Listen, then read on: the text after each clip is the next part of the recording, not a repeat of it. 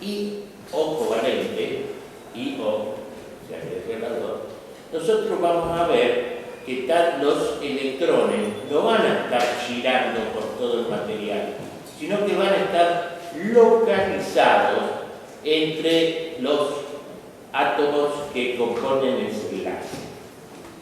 Entonces, acá no hay electrones libres, como podíamos verlo en el enlace metálico, sino que acá los electrones van a estar localizados fundamentalmente en una línea de acción entre los dos átomos, y eso va a hacer que sus características de propiedades eléctricas sean de que los materiales que tienen enlace iónico covalente sean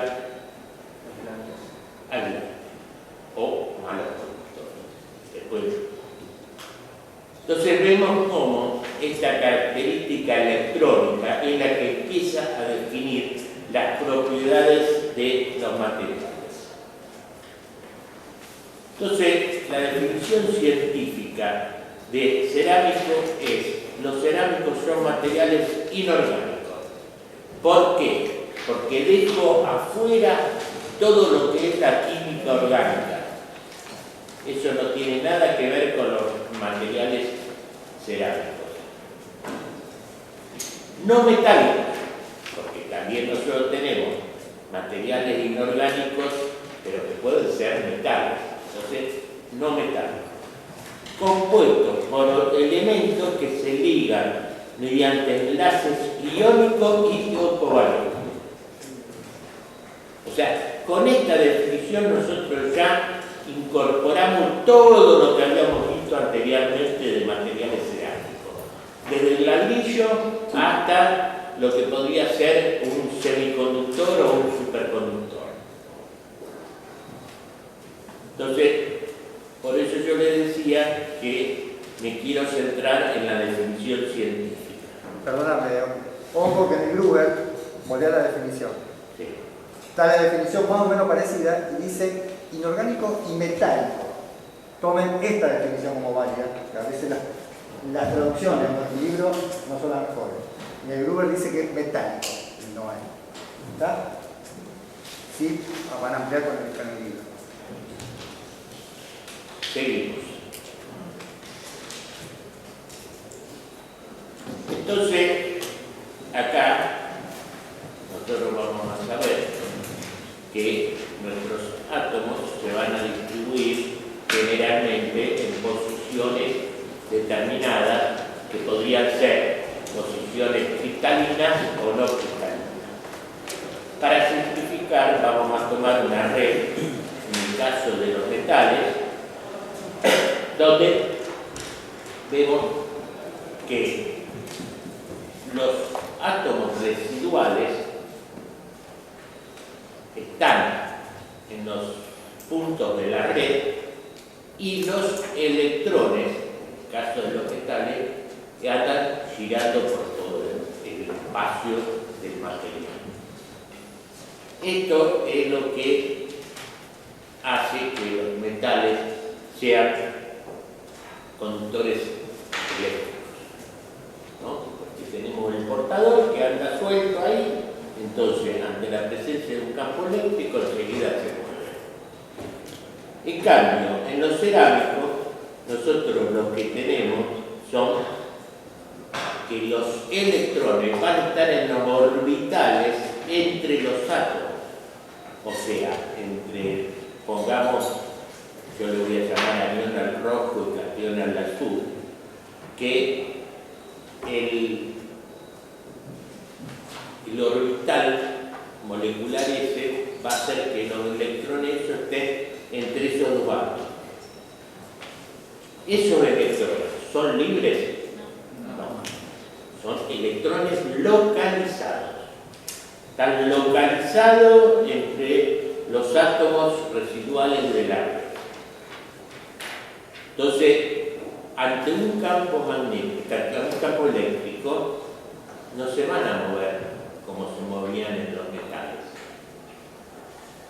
Recién van a poderse mover cuando el campo eléctrico sea lo suficientemente grande como para arrancar electrones de ese orbital y darle movilidad, que es lo que conocemos como el punto de ruptura dieléctrica de un material.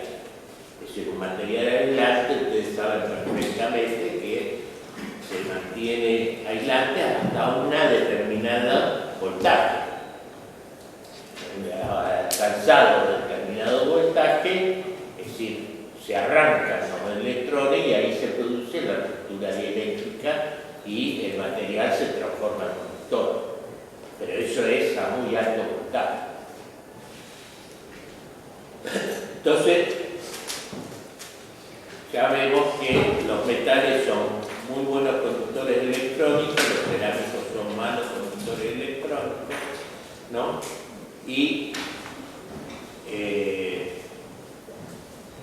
podríamos, ¿ustedes saben lo que son los semiconductores? Un semiconductor es cualitativamente lo mismo que un enlace, con la diferencia que el campo eléctrico que hay que aplicarle para poder mover electrones, o sea, que electrones de la banda de valencia pasen a la banda de conducción, es muy bajo, del orden que no es más allá de un electronvolt.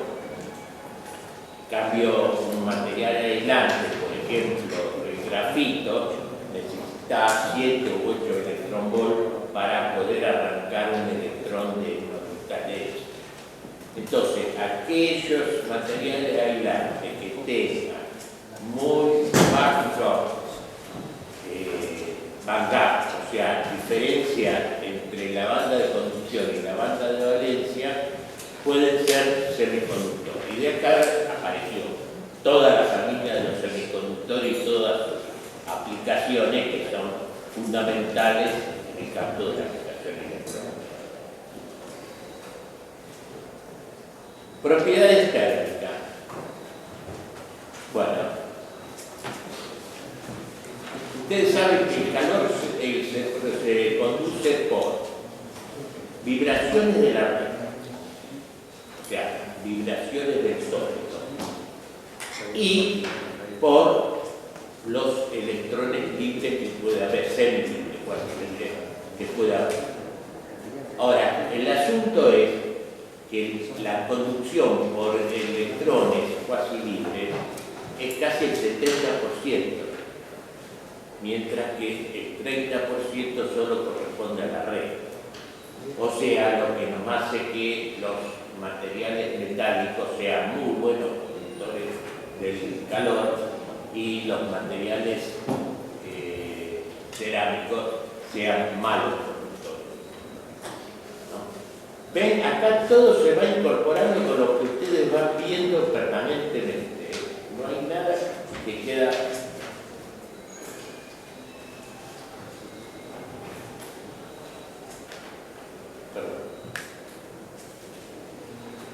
Punto de fusión. ¿De qué depende el punto de fusión de un material? La fuerza de enlace. La fuerza de ligadura, ¿no? O sea, de la energía de ligadura que tengan los átomos. Cuanto más fuertemente están ligados, más energía va a tener que darle para que pase del estado sólido al estado líquido. Fíjense en esta tabla. Nosotros tenemos en la de la izquierda metales como el mercurio, el aluminio, el oro, ¿no? El valor de energía de ligadura por átomo, en el caso del mercurio es muy bajo, 0,7, por lo cual el mercurio a temperatura ambiente, que es líquido. Muy bien. El aluminio tiene 3,4, es un metal que también funde a baja temperatura, 680 grados. El oro tiene una ligadura de 3,9 y un punto de fusión de 1084 grados centígrados. Usted dirá que eso es muy alto, pero si nosotros comparamos con la temperatura de fusión de cualquier material cerámico, como es el óxido de silicio, el óxido de magnesio o el diamante, fíjense, ¿no? En el caso del óxido de silicio, funde a 1700 grados. Es de los cerámicos de los que más bajo a temperatura funde. Todos los otros van de ahí para arriba, el óxido de magnesio a los 2800, el grafito 3500, el óxido de circonio a los 2700. O sea, vemos que los cerámicos tienen todo un punto de fusión elevado, ¿no? ¿Eso por qué? Porque la energía de ligadura entre los átomos, es decir, la energía de ligadura por átomo, es mucho mayor de que la energía de ligadura que hay en los metales, que es debido a la abrace que produce la nube electrónica. Entonces es muy baja siempre. Por lo cual, acá vemos una consecuencia de que los cerámicos, debido a su alta energía de ligadura, tienen alto punto de fusión. ¿Qué otra propiedad podemos desprender de acá? Si yo digo, la dureza, ¿cómo va a ser? Y van a ser más duros porque tienen Perfectamente. Va a ser más duro los cerámicos porque tienen una mayor energía de ligadura. Y producirle una separación por una rayadura, una cosa así, va a necesitar mucho más energía. Entonces,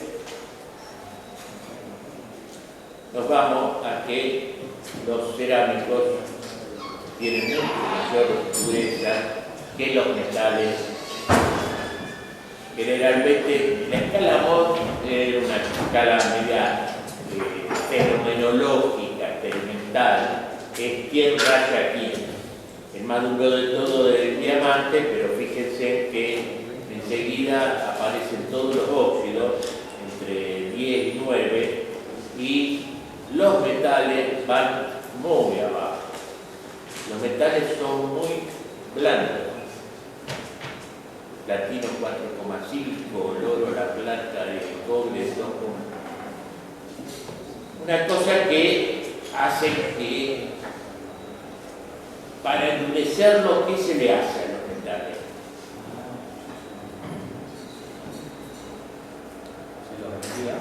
¿El oro? Bueno, sí. Dice y taste, ¿no? Pero ¿qué se le hace generalmente a los metales para que sea más duro? No se combina Se con combina, el se alean. ¿Sí? Pasan aleaciones. Se buscan aleaciones. ¿Por qué? Porque las aleaciones hacen de que se inserten en la red átomos del soluto que hace que impide que se produzcan deslizamientos de los planos. Entonces progresivamente lo va endureciendo a medida que nosotros lo vamos ampliando. Porque gracias a eso los aceros no son blandos. Son bastante duros, pero ¿por qué? Porque están aliados, ¿no?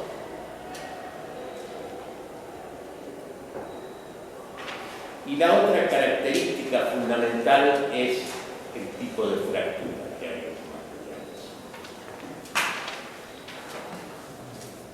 La fractura dúctil es aquella que tiene un régimen elástico y un régimen plano, ¿no? Es decir, típico de eso es un material polimérico que apenas como cese una tensión empieza a deformar plásticamente. Ahora, ¿a qué se debe? Si nosotros vemos un metal y vemos dos semihemisferios, o sea, derecha e izquierda, y que aplicamos un esfuerzo de corte como para que deslice un plano sobre otro, acá donde lo estamos viendo, ¿no? Nosotros vamos a tener que el material va a ejercer una resistencia porque estamos sacando a los átomos de las posiciones de equilibrio. Ahora, una vez que se vaya venciendo esa resistencia, ¿qué va a pasar? Si nosotros vemos el desplazamiento de la izquierda con respecto a la derecha, vamos a encontrar que hasta alcanzar la mitad del parámetro de red, o sea, la mitad de la distancia entre los átomos como el desplazamiento, el esfuerzo va a ir creciendo. Pero una vez que venzamos eso, ¿qué pasa? Al plano de la derecha o al plano de la izquierda le da menor gasto de energía avanzar un parámetro de red que volver a su antigua posición. ¿Se entiende? Entonces es ahí donde empieza a aparecer la deformación plástica. Es decir, los planos se van corriendo uno con respecto a otro. Eso es típico de los materiales metálicos, ¿no? Es decir, típico del material metálico es la fractura dúctil, donde se produce la fractura después del régimen elástico y un gran régimen plástico, ¿no? Nosotros, viéndolo en tensión de formación, lo que tenemos es el régimen elástico hasta alcanzar el límite elástico y ahí aparece la deformación plástica. Hasta que en un momento ya después se separa todo, ¿no? Hagamos lo mismo para el caso de un cerámico. Nosotros en un cerámico tenemos aquella red y vamos a desplazarla de la izquierda con respecto a la derecha y vemos que a medida que aumentamos la tensión se va apareciendo una deformación. Pero ¿qué pasa?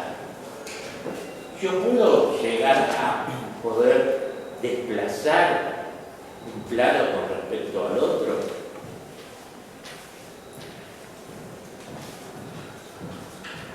Por dos cosas. Una, Por los átomos vecinos. de que ahí, esos enlaces que hay entre los átomos, no es como en el metal, donde una nube electrónica los abraza y los mantiene unidos. Eso es una barra que une un átomo, un ion con su contraión. Y esa barra, al romperse, ya no es fácil recuperarla. Y por el otro lado, como acá hay cierto carácter iónico, ¿qué empieza a pasar? Se me empieza, si yo llego a desplazar un plano con respecto al otro, empieza a enfrentarse átomos con la misma carga. El ion con otro ion y el contraión con el otro contraión. Por lo cual hay una repulsión.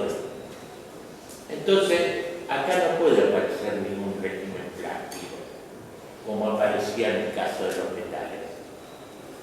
Entonces, ¿qué se produce? Y se produce directamente, en un instante, la ruptura catáctica.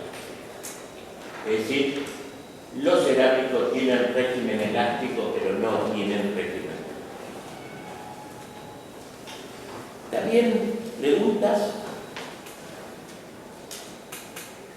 ¿Eso con qué paso sería de fracción? Un poquito más fuerte. ¿Con qué tipo de fuerza sería la gráfica esa? Ese es un genético. Por yo te lo podría hacer de un esfuerzo de tracción, un esfuerzo de torsión, es decir, es genético. Pero aparece la deformación plástica, aparece cualquier tipo de esfuerzo para los metales. En cambio, en los cerámicos no. Estoy hablando de los cerámicos a temperatura ambiente, porque después puede ser que a alta temperatura algunos cerámicos quieran tener alguna deformación plástica, pero eso es la línea de otro cosa. Bueno, entonces, los metales tienen fractura dúctil y los cerámicos tienen fractura frágil. Hay que ver cuál es la estructura. Nosotros podemos tener una estructura cristalina, voy a tomar líquido de óxido de silicio, ¿no? O una estructura no cristalina, con la misma composición. Es decir, por ejemplo, el óxido de silicio tiene bastantes formas cristalinas y tiene también una forma no cristalina, que es el vidrio de sílice. El vidrio de sílice es un vidrio que se utiliza, por ejemplo, en las lámparas halógenas. Se utiliza en los estufas. Es un vidrio que tiene una alta temperatura de deformación. No digo de fusión, porque vamos a ver que en los vidrios lo que empieza a pasar es que se empiezan a deformar hasta convertirse en vidrio. Entonces tenemos estructura cristalina y estructura no cristalina. En la estructura cristalina podemos tener monocristales. Cuidado que los monocristales no son necesariamente chicos. Hay monocristales, por ejemplo, de feldespatos que tienen frente de 10 por 10 y 1 kilómetro de largo. Eso es como lo generó la naturaleza. O, lo más común, los materiales policristalinos, donde hay secciones espaciales que tienen la orientación de un cristal, pero la de al lado tiene otra orientación. Entonces, entre con una orientación y otra aparece un borde de grano, y ese es el material policristalino, que son mayormente lo más común.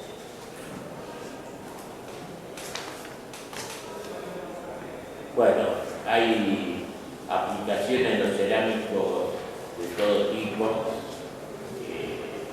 Por ejemplo, una de las cosas, las celdas de memoria de todas las computadoras son cerámicas, ¿no? Saben que todo es un tema de memoria, es un sistema de filas de columna, donde cada cruce es un punto de almacenamiento. Bueno, entonces para hacer la síntesis, los materiales cerámicos son inorgánicos no metálicos compuestos por elementos que se ligan mediante enlaces iónicos y o covalentes. Digo IO porque, por ejemplo, el caso del diamante es un material donde todos son enlaces covalentes, no hay iones. una característica iónica tiene que estar compuesto por dos elementos diferentes. Así uno tiene más electronegatividad que el otro, pero en un material con un solo elemento no puede haber característica iónica. Son aislantes o semiconductores electrónicos. Aislantes térmicos, alto punto de fusión y elevada dureza. Fractura frágil. Monocristalino, policristalino y no cristalino. Hay unas características de esto de los conductores iónicos que son muy importantes para lo que son las celdas de combustibles voltaicas, ¿no? Es decir, donde hay una conducción por iones. Nosotros podemos tener por electrones y por iones. Bueno, la conducción iónica es con iones. Esto es una familia de los cerámicos que hoy tiene mucha importancia, fundamentalmente por toda la cuestión de la generación de fuentes de energía no convencionales. Los dieléctricos, bueno, ustedes saben perfectamente que un dieléctrico va a depender del material dieléctrico que tengamos cubriendo el vacío, por lo cual eso va a poder facilitar grandes capacidades desde el punto de vista de almacenamiento eléctrico. Ferroeléctricos, ¿saben lo que son los ferroeléctricos? Profe, Sí. una consulta. ¿Cuál es la diferencia entre materiales dieléctricos y aislantes eléctricos? ¿No son sinónimos? ¿He entendido eso? No son sinónimos, pero son parecidos. Digamos, el concepto dieléctrico es más amplio, te da a entender de que tenés una susceptibilidad eléctrica en el medio, que tiene que ver con características del material que está hecho el medio, que solo hecho de decir aislante te dice que no deja pasar o reduce corriente, pero eléctrico es un concepto más amplio. Bueno, los ferroeléctricos son materiales que ante una señal eléctrica la convierten en señal mecánica o viceversa, la señal mecánica la convierte en señal eléctrica. ¿Qué dispositivo hace eso? Voltímetro. ¿Cuál? Voltímetro. No, voltímetro tenía. No, algo más simple.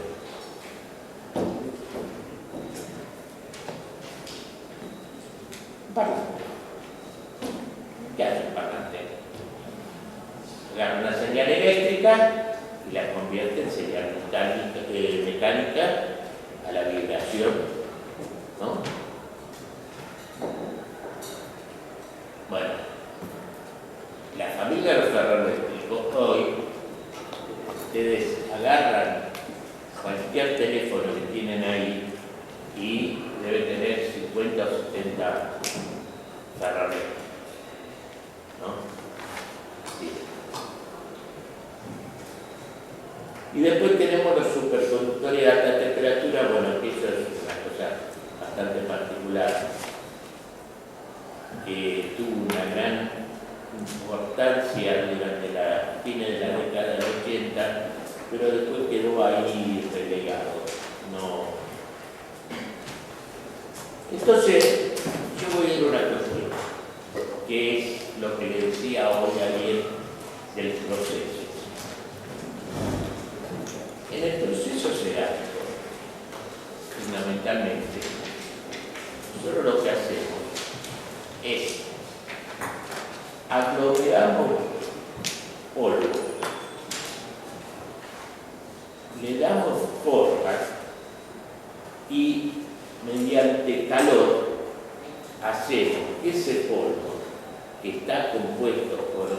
unidades individuales, es decir, partículas de polvo, termine transformándose en un material sólido, compacto.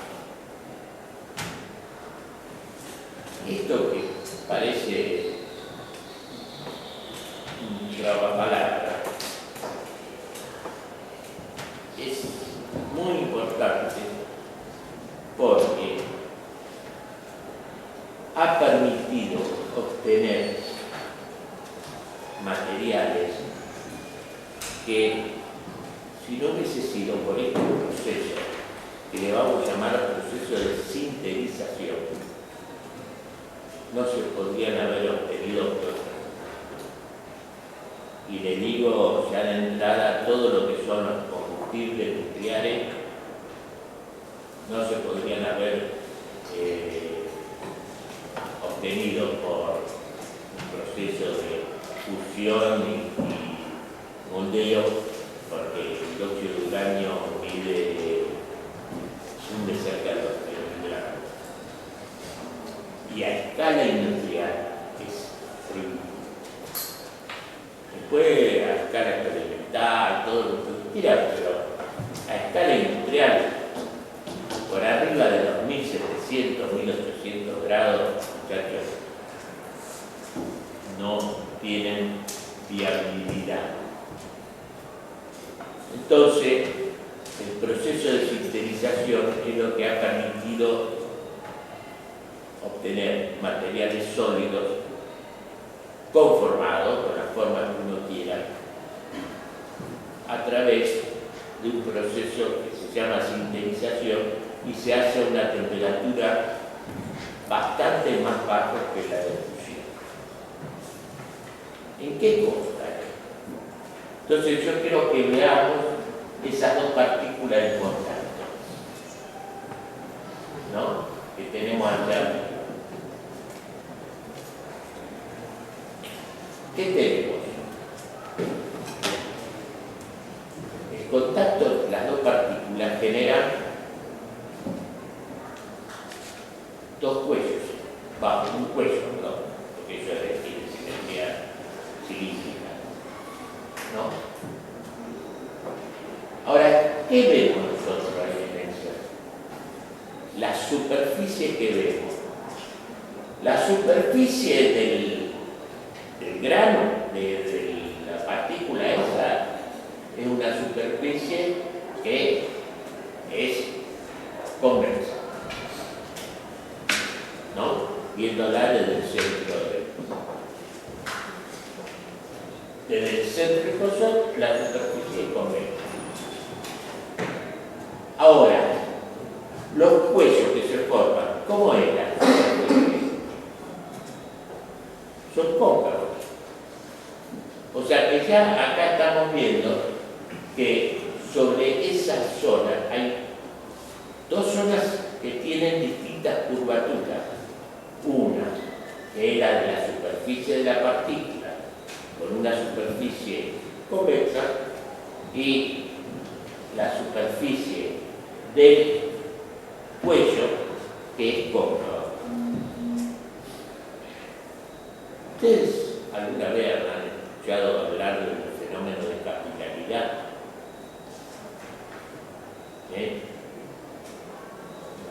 Cosa muy simple. Los fenómenos de capilaridad son fenómenos de superficie. ¿Y qué es lo que pasa? Que nosotros tenemos que en una superficie cóncava, se la simplifico, la presión de los átomos es mayor que en una superficie plana. Y en una superficie plana es mayor que en una superficie cóncava. O sea, ¿qué está apareciendo ahí?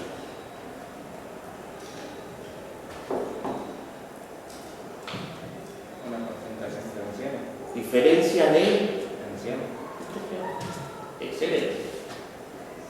Vemos que ahí tenemos diferencia de presión entre la superficie de la partícula y la superficie del cuello. Entonces, si los átomos que componen la partícula esa pueden moverse, pueden migrar algo, es decir, tener cierta movilidad, vamos a ver que se va a empezar a producir un flujo de masa de la superficie de la partícula a la superficie del cuello. ¿No? ¿Y qué es más o menos esta representación que tenemos acá abajo? Vemos que los cuellos se van ensanchando hasta ir desapareciendo. Ahora, para que haya movilidad, hay un umbral. ¿Y qué es lo que le da movilidad? La temperatura. O sea, a una determinada temperatura, yo sé que los átomos van aumentando su movilidad. Primero es una movilidad aleatoria, van y vienen, pero si yo a esa movilidad le tengo un gradiente de presión, acá uno me dice que voy a tener una diferencia de presión entre la superficie de la partícula y la superficie del cuello. Ahí hay un gradiente de presión.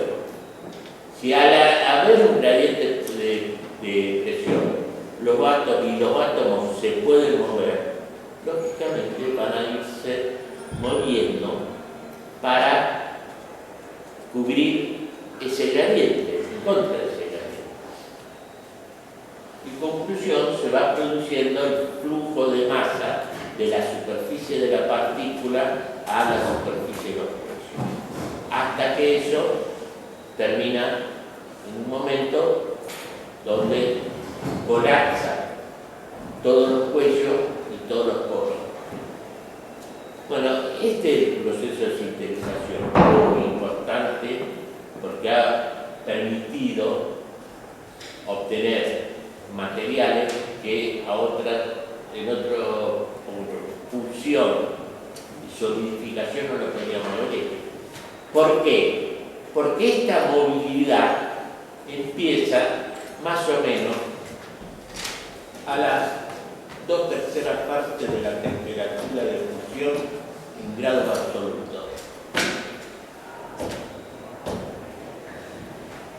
O sea, a las 2/3 partes de la temperatura de fusión de cualquier sólido, la movilidad atómica se dispara. Entonces esto es lo que nos permite de que haya movilidad atómica sin necesidad de tener que ir hasta la temperatura de fusión. Y esta es la clave del proceso de sintetización. No sé si lo entendieron, pero lo que les quiero decir es que esto es un bypass para obtener materiales sólidos a casi 1/3 menor de la temperatura de fusión.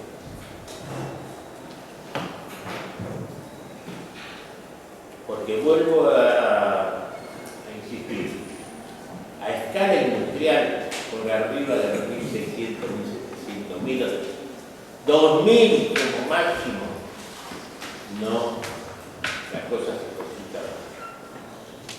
Más si no hay una fuente de calor interna, como es en el caso del acero. En el caso de la producción de acero, ustedes tienen que el quemado del carbón que tiene la radio y lo que te da la posibilidad de subir la temperatura hasta los 1600 grados, que es la temperatura del acero, 1500 Kelvin. Pero si no tenés fuentes internas de calor, tenés que ponerlo todo de afuera.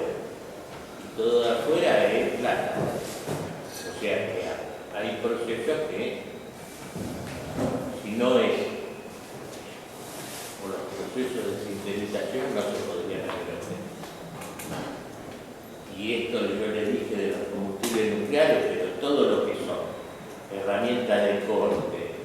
obtenidos por, a partir de nitrouro, carburo, todo eso se hace por sintetización. No sé si nos dan el pero...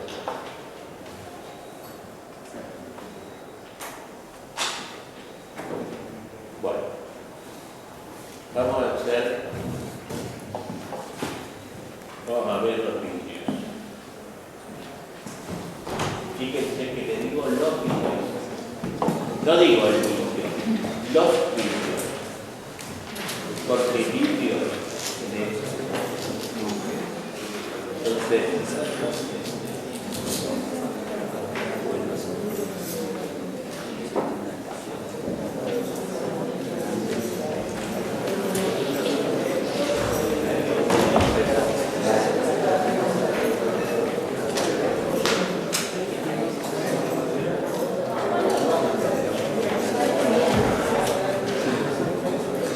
material que está totalmente vinculado al proceso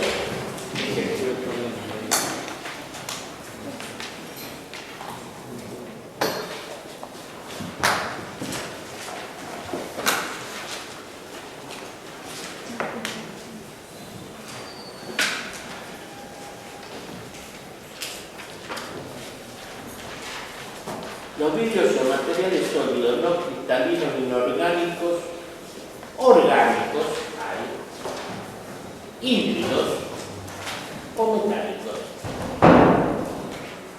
Lógicamente, esta es una definición muy grande para todo, pero lo que nosotros más conocemos como los vidrios tradicionales, poliuretano, todo eso, son materiales sólidos, no cristalinos, inorgánicos.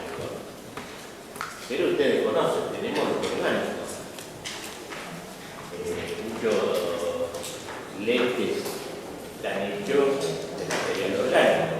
Por eso cuando van a hacer un lente le dicen que es lo orgánico, ¿no? Y están los híbridos. Los híbridos son aquellos materiales que tienen una parte de la estructura orgánica y otra parte inorgánica. Y tenemos los vidrios metálicos, que se obtienen bajo condiciones muy especiales y de alta velocidad de enfriamiento. ¿Por qué? Porque la cuestión del vidrio es, yo tengo un fundido acá tengo un material fundido. ¿Qué pasa si yo empiezo a enfriarlo? Empieza a solidificar. Va a solidificar perfectamente. Ahora, esa solidificación puede darse por dos caminos. Un camino que es el de la solidificación, cristalización, ¿no? Donde, a medida que se va enfriando, los átomos van buscando sus posiciones de equilibrio y van formando una red cristalina. Eso se llama solidificación y cristalización. Y da lo que tenemos en el dibujo de la izquierda. ¿Ven? Un cristal. Ahora, si yo, a medida que voy enfriando, que me va aumentando la viscosidad del líquido. Ustedes saben siempre que la viscosidad del líquido aumenta con la bajada de temperatura. A medida que baja la temperatura, aumenta la viscosidad, ¿no? ¿Qué pasa? Si yo voy enfriando y me empieza a aumentar la viscosidad, ¿qué es lo que empieza a pasar? Los átomos que en la solidificación y cristalización van buscando posiciones de equilibrio, ahora no pueden moverse porque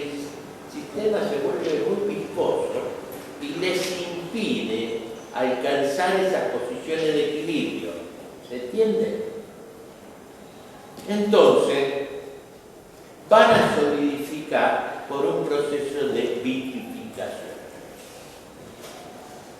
Y yo se los represento muy simple. Tenemos una pila de ladrillos, ¿no? Y yo digo, hay que ir poniendo los ladrillos en tal lado y tienen tanto tiempo. ¿Cómo lo van a hacer ustedes? Van a ir apilándolo de forma ordenada. Ahora, si yo les digo, no, tienen 5 minutos, ¿lo que van a hacer? Lo van a tirar los ladrillos uno encima del otro, por lo cual no tienen tiempo de ordenarse. ¿Me entienden? Esta vinculación que yo les quiero hacer del aumento de la viscosidad con la cuestión del desorden que queda porque no me da tiempo para acomodar. Entonces, este es un proceso de solidificación sin cristalización o es solidificación por vitrificación. Entonces, en vez de material cristalino vamos a tener un material vítreo. ¿No?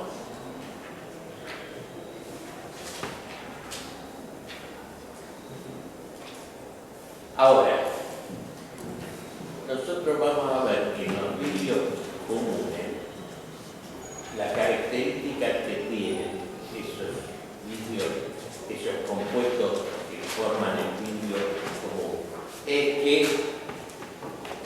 son muy viscosos. Entonces, generalmente, con velocidades de enfriamiento más o menos normales, enseguida obtenemos vidrio, ¿no?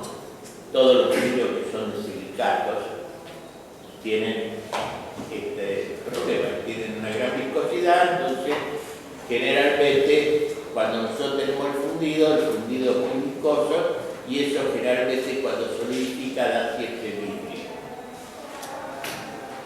Ahora, en el caso de los metales, no es que son viscosos, no son viscosos cuando están fundidos y tienen una gran velocidad para moverse el barro, con lo cual para obtener vidrios de metales hay que tener velocidades de enfriamiento muy rápidas, velocidades que son de millones.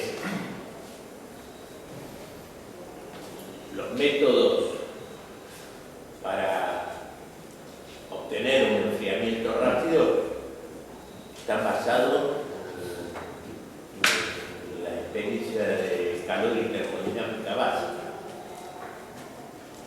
Si ustedes quieren enfriar una gota lo más rápido posible, ¿qué hacen?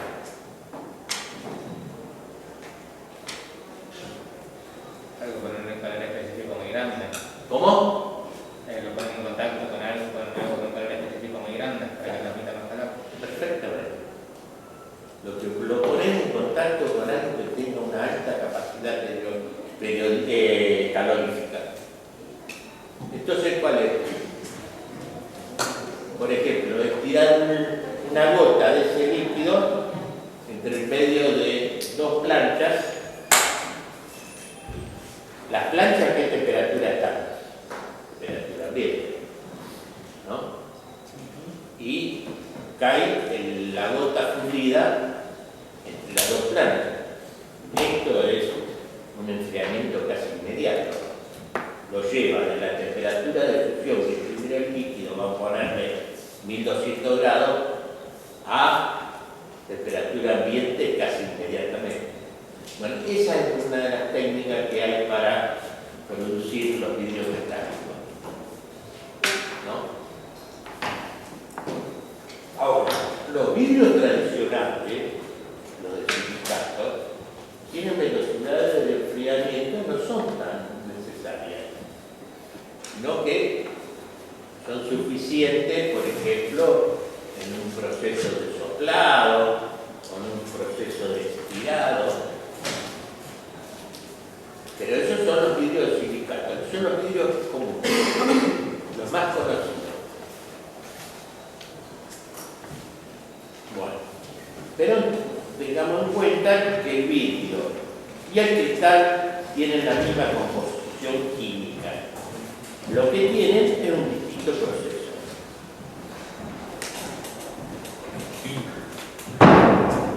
El componente fundamental de los vidrios de silicato es el óxido de silicio, conocido como sílice, sílica,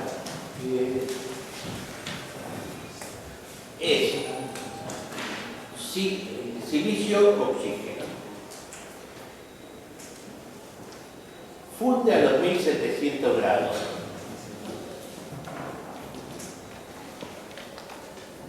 Por lo cual, ya se están dando cuenta de que yo, a escala industrial, esto para hacer botellas, me echan al otro día del pago, porque es económicamente productivo. Por lo cual, para los vidrios comunes, lo que tenemos que hacer, por más que la materia prima principal va a ser el óxido de silicio, ¿qué mineral es el óxido de silicio? Lo dicen el power, arena, lo dicen el power, arena, fuerza. Hablar un poquito más fuerte, bueno. No me dicen el power, arena, fuerza de roca. En esta zona, el arena. Sí, todo lo que es Sudamérica, la fuente fundamental de óxido de silicio es arena. Nosotros tenemos en América del Sur fuentes de óxido de silicio de pureza capaz del 99%. Una arena, cuando más blanca es, más pura es. Nosotros tenemos el Uruguay, el río Uruguay, arenas excepcionales, y también tenemos sobre el Paraná. Pero el problema del Paraná, ¿cuál es?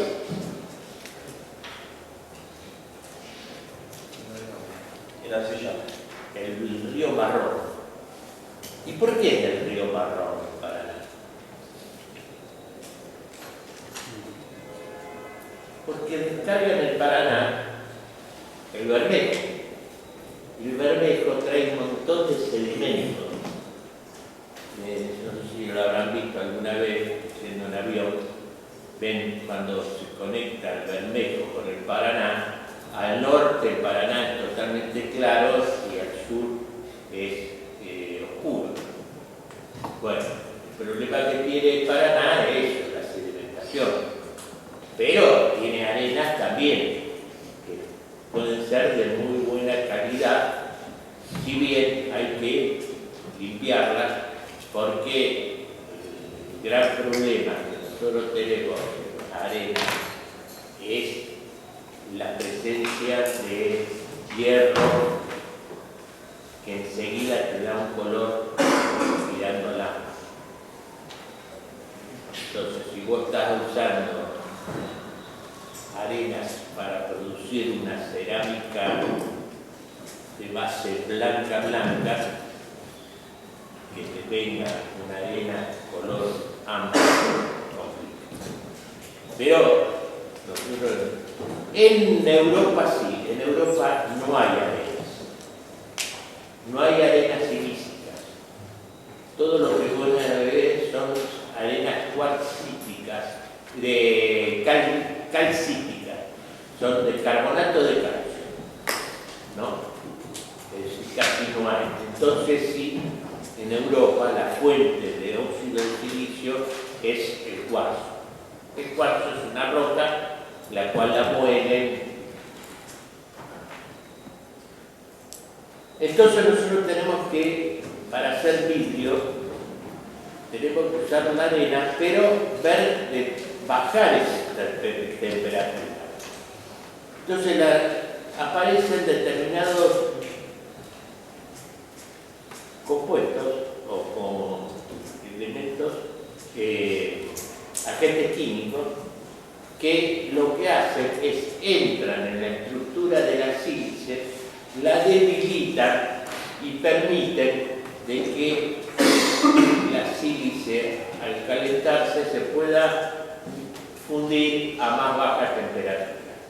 No ir a los 1700 grados, sino que a los 1300, 1350 se pueda hacer. Y para eso se utilizan fundentes. Fundentes típicos son los iones de potasio y sodio, calcio, magnesio, que pueden venir de distintos lados, desde lo que puede ser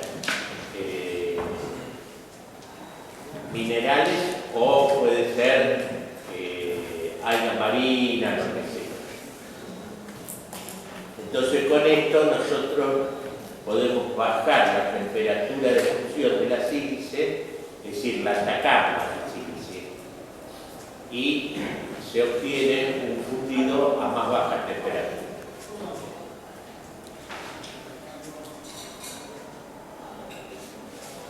Entonces, esto era lo que yo les decía hoy, que el vidrio depende del proceso.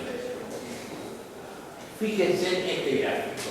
El gráfico ese que yo tengo allá, el líquido amarillo, se enfría y llega a una temperatura donde cristaliza y baja y después sigue en una curva de enfriamiento del cristal. ¿Se ve eso?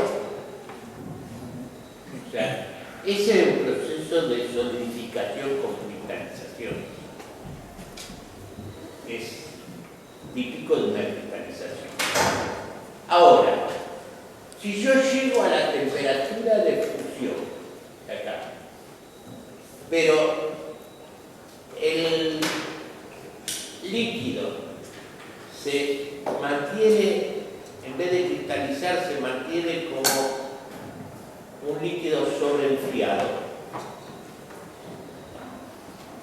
va siguiendo tener un comportamiento como si fuera un líquido hasta que termina solidificando, pero no como cristal, sino como vidrio.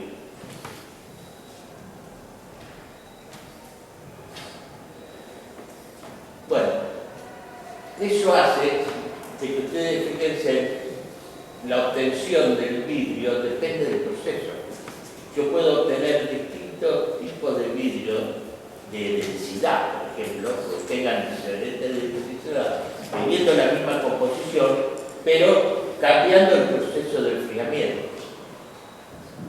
Entonces, el vidrio es un material que depende totalmente del proceso.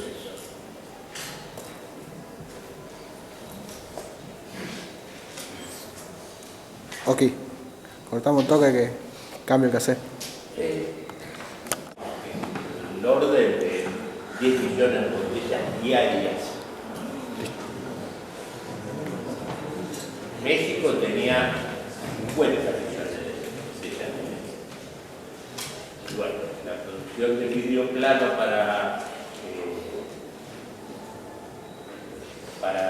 de vidrio plano también es mucho menor que lo que es de botella.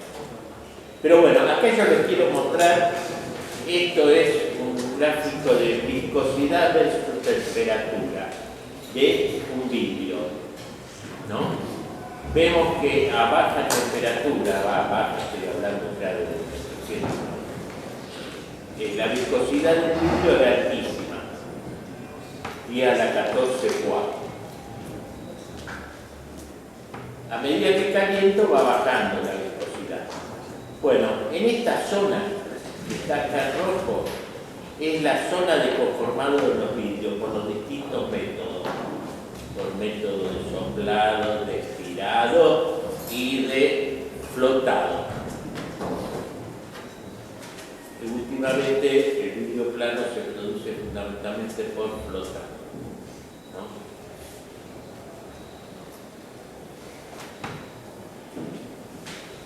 Bueno, las propiedades de los vidrios es que son transparentes porque no tienen borde de grano.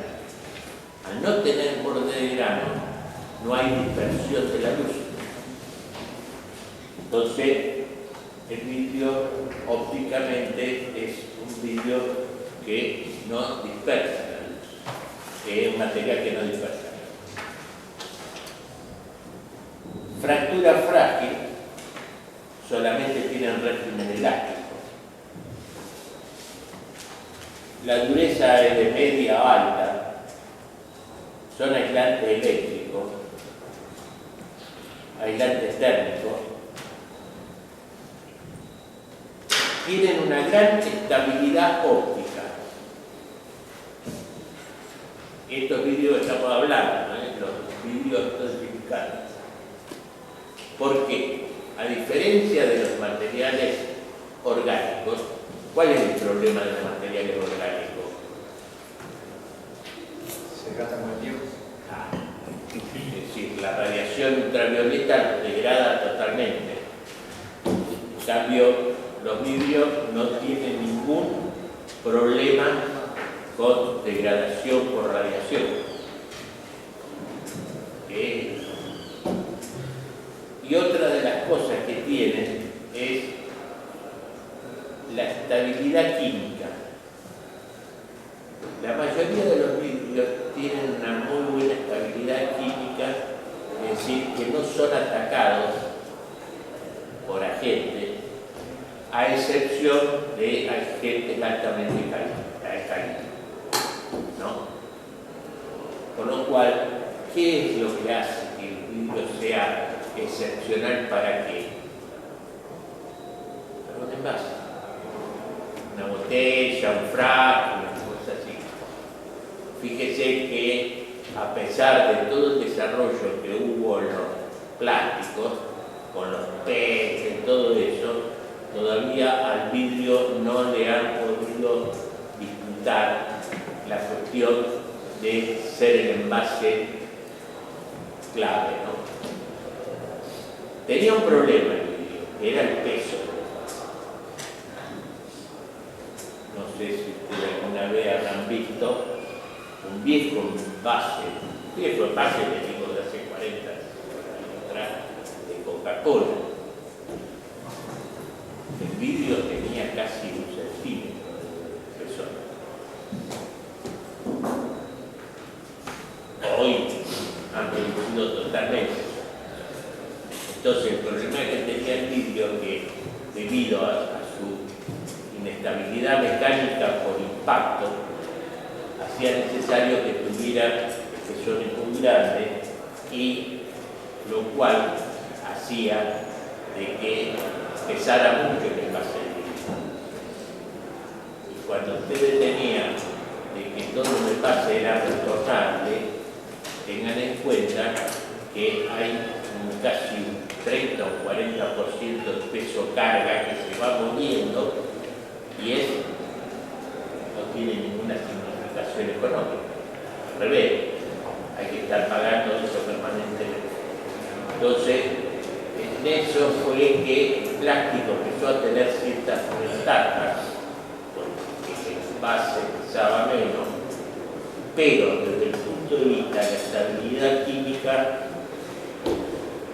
no hay con qué darle al vidrio. Bueno,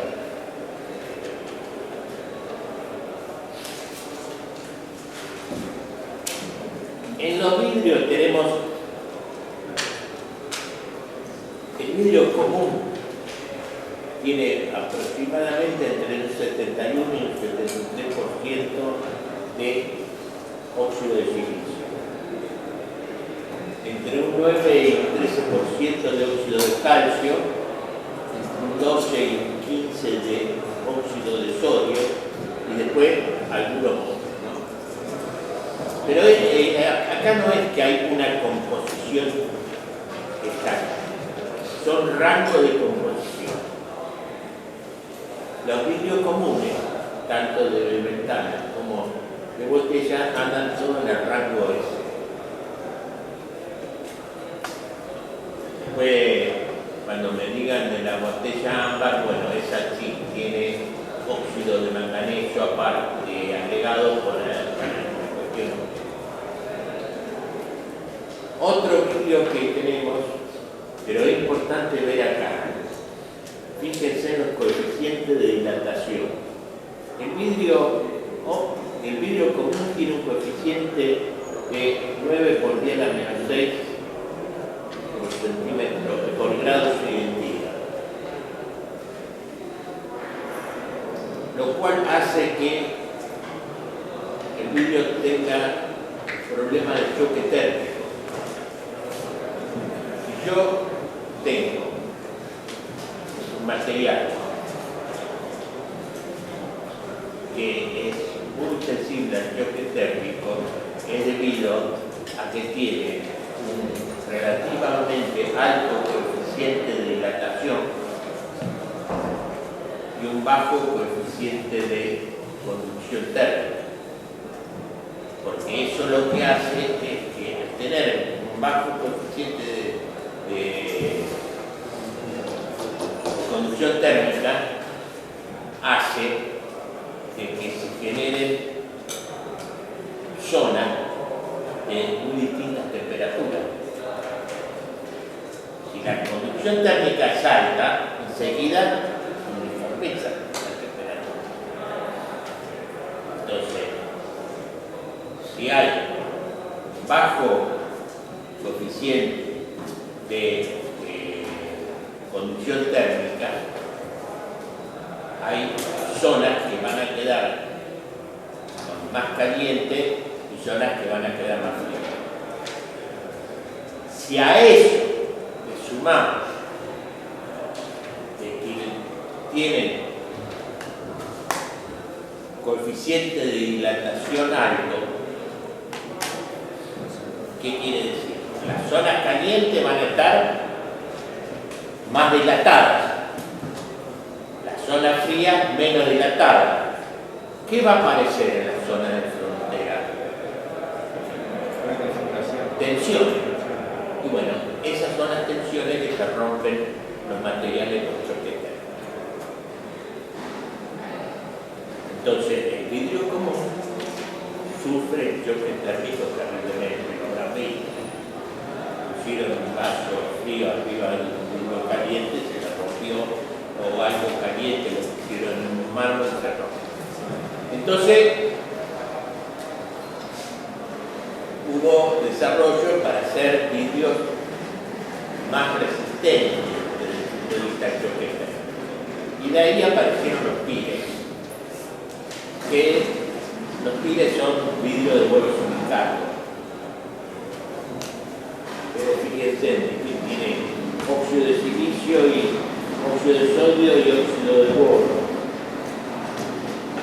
Pero presenta un coeficiente de dilatación que es 3 veces menor que el del vidrio común. Entonces, estos vidrios pueden ser usados perfectamente para puentes de ojos, todo eso, ¿no? Ahora, hay solicitaciones mayores. Por ejemplo, yo hoy les hablaba de las lámparas halógenas, la de los autos. Esas sufren un cambio de temperatura, a veces temperatura ambiente a 900.000 grados en el término de 5 segundos, 6 segundos. Si nosotros esos vidrios de las lámparas fueran vidrios comunes, allá, entonces ahí se usa un vidrio de muy bajo coeficiente de dilatación, que es el vidrio de óxido de silicio puro, que mal llamado vidrio de cuarzo, que se usa en todo lo que son dispositivos eléctricos de temperatura y que tenga que proteger algunas cosas. Bueno, con esto terminamos las características generales, pero una cosa que tiene muy linda en el vidrio es la arqueología.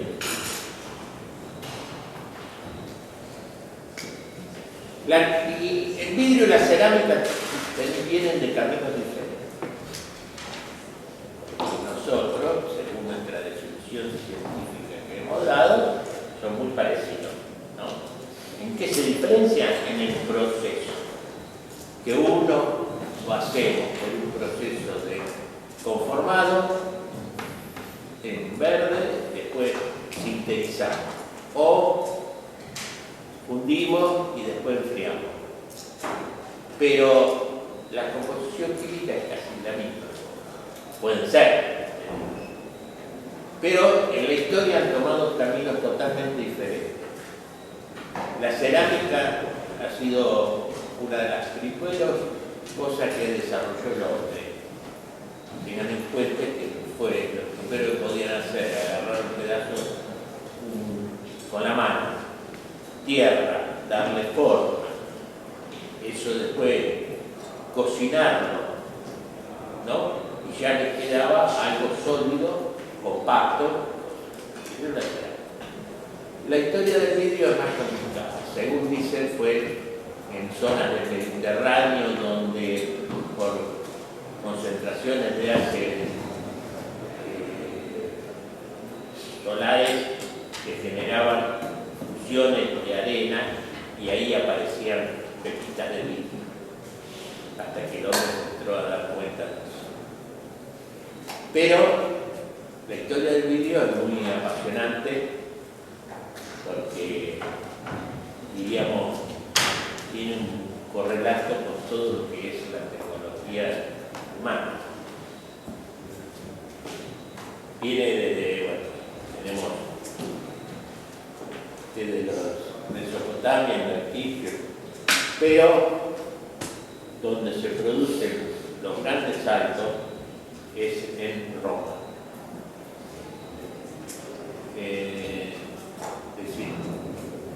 Decir que Roma fue la cuna de la cultura occidental es realmente así, y en el campo del vidrio fue así. Primera cuestión, nosotros, ¿cuáles son las materias primas para el vidrio? Harinas silícicas, fundentes, que son los compuestos de sodio, potasio, calcio, magnesio, y el proceso de fusión. Bueno, Roma desarrolló todo eso y ya tuvo todo el proceso de sistematización del análisis químico de los minerales para obtener determinados compuestos.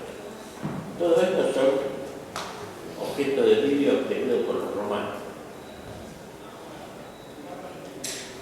Fíjense que ya no solo tenían vidrio de color, sino vidrio incoloro, que ahí era fundamental tener la capacidad de limpiar las impurezas del material. Bueno, todo lo que es los vidrios decorados, hicieron vidrio plano en Roma, pero lo hicieron en espesores gruesos, más tipo como para utilizarlo de separación de ambiente.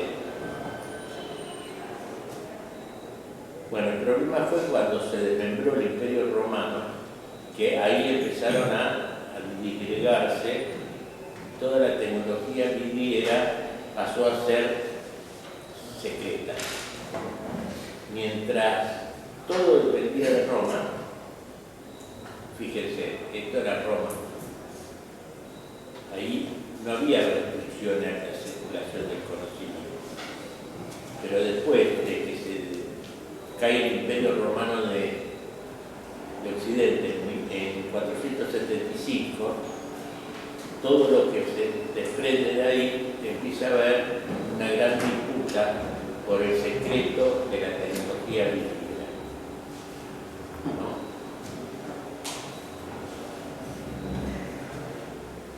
Una técnica que aparece en Bizancio es la de los litros, que cuando empiezan a aparecer el vidrio como elemento de separación y aislante entre el exterior y el interior.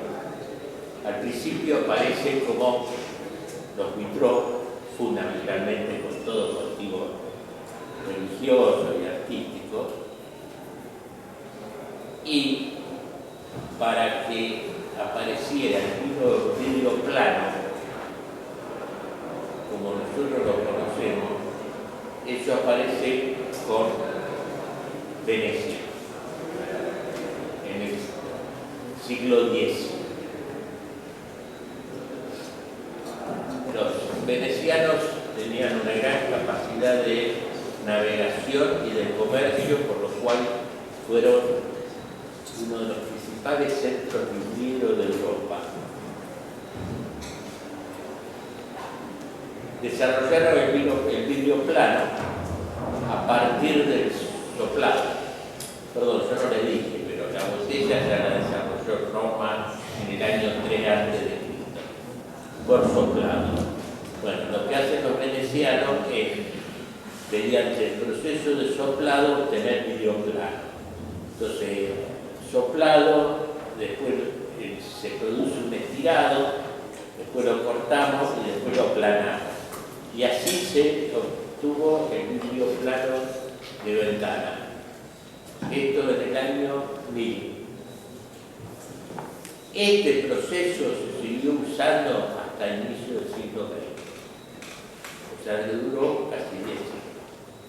No hubo... Lógicamente los vidrios presentaban ciertas irregularidades porque el hecho de aplanarlo generaba problemas.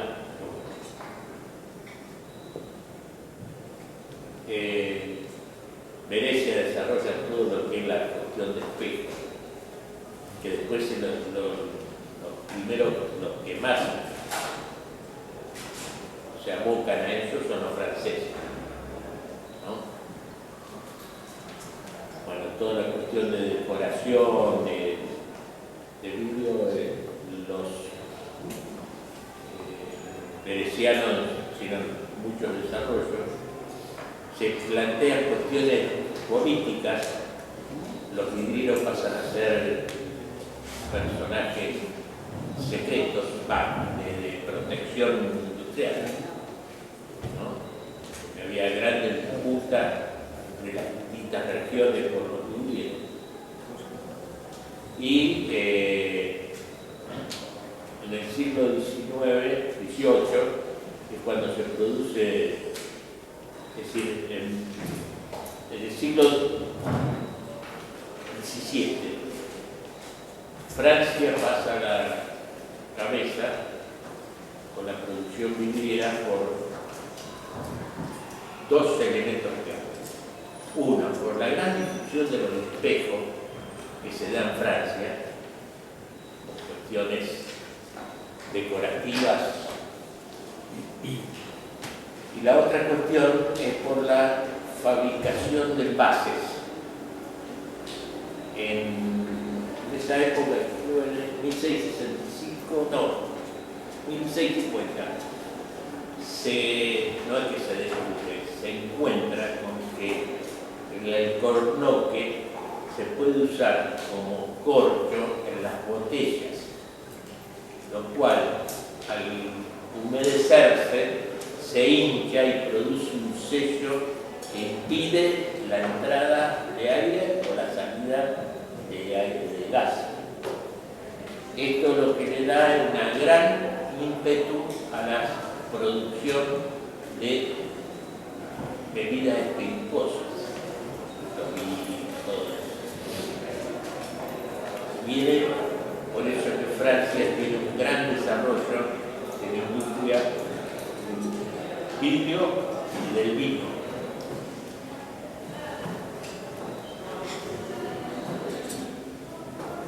Bueno, la cuestión de la revolución industrial en la industria vidriera, desde el punto de vista de los procesos, no influye mucho porque eran procesos bastante artesanales. En cambio, sí va a contribuir para el mejorado del tratamiento de materias primas, todo eso que es muy importante. Bueno, y los grandes adelantos se dan en el siglo XX, a inicios del siglo XX, que es cuando se empiezan a encontrar materias primas, por ejemplo. El hecho de todo lo que eran los fundentes de sodio, potasio, calcio, bario, restringían bastante las fuentes de provisión. En cambio, a fines del siglo XIX aparece el proceso de producción de soda Solvay, ¿no? Que con la soda Solvay se cubre totalmente la necesidad de fundentes en la industria del vidrio, y a la vez el otro lugar donde es utilizado la soda Solvay es en la industria del aluminio, ¿no? La industria del aluminio se siente. La industria del aluminio existe gracias a la aparición de la soda Solvay. Bueno. La fabricación de vidrio, de botella de vidrio, se hace por un proceso que se llama soplado, prensado, soplado o soplado, prensado, soplado. Eso depende del tipo de envase, pero hoy casi todo se hace por prensado, soplado, que consiste en hacer una preforma, miren el de abajo. Esa preforma pasa al molde, en el molde se sopla, va a un segundo sopleado y de ahí sale la botella. Estamos hablando de producciones de millones por día. Bueno, para terminar, la producción de vidrio plano hoy se hace por flow. Es decir, se descarga una lámina de vidrio fundido sobre un baño de estaño, ¿no? Entonces flota. Acá tenemos a la izquierda el horno que provee el vidrio fundido cae sobre el estaño fundido. Tengamos en cuenta que el vidrio fundido está alrededor de 1200 grados y el estaño funde alrededor de los 450-500 grados. O sea que para el vidrio entrar en contacto con el estaño es un enfriamiento brusco, ¿no?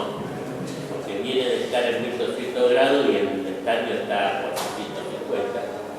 Entonces ahí se va formando la lámina y sale directamente a corte y almacén.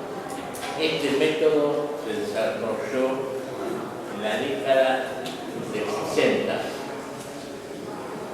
y porque el anterior proceso era un proceso enfriado, mucho más complicado, y realmente